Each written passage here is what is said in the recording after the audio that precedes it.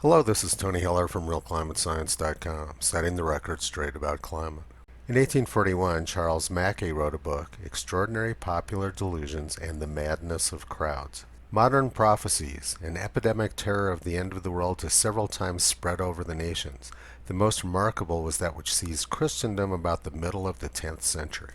Numbers of fanatics appeared in France, Germany, and Italy at the time, prophesizing that the world's duration was about to expire. During the 1000th year, the number of pilgrims increased. Most of them were smitten with terror as with a plague. Every phenomenon of nature filled them with alarm. A thunderstorm sent them all upon their knees in mid-March. Now let's fast forward to December 2019.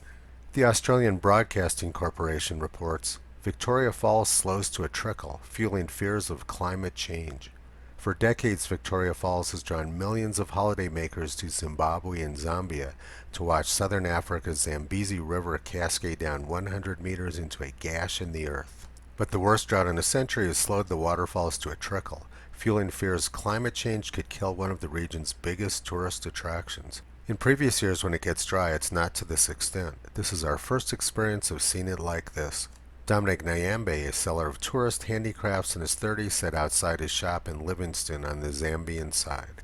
And here's nearly the identical story from 1950. Sioux City Journal, Wednesday, February 8, 1950. Victoria Falls dry as drought hits Africa. Victoria Falls recently fell away to a trickle, reaching the lowest level in living memory. Because of drought in the western highlands of Angola, the catchment area of the mighty Zambezi River and its two chief tributaries, the Great Falls and Rhodesia, are nothing more than a vast expanse of rock for great stretches along the brink. Where Livingstone once gazed across a mile of foaming, tumbling waters, there is only a series of stagnant pools. But there's a big difference in the 1950 article. There's no talk about fear or climate change. It's just normal weather. ABC News determined that it was the worst drought in a century based on the memory of some guy in his 30s.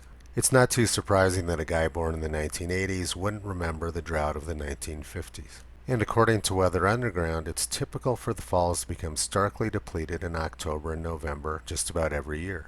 In 1992, The Guardian reported that Zimbabwe was a country dying of thirst due to drought.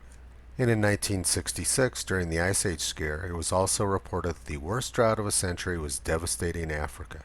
A few years later, in 1974, climatologists wanted to evacuate 6 million people from Africa in order to save them from global cooling.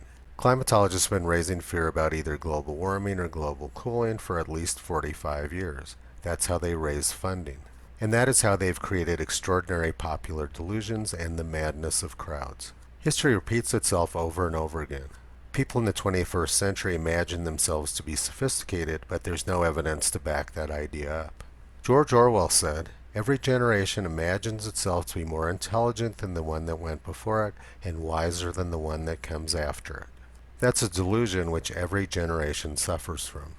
Visit Toto on the web at realclimatescience.com. He's been pulling back the curtain on junk science and propaganda for a long time.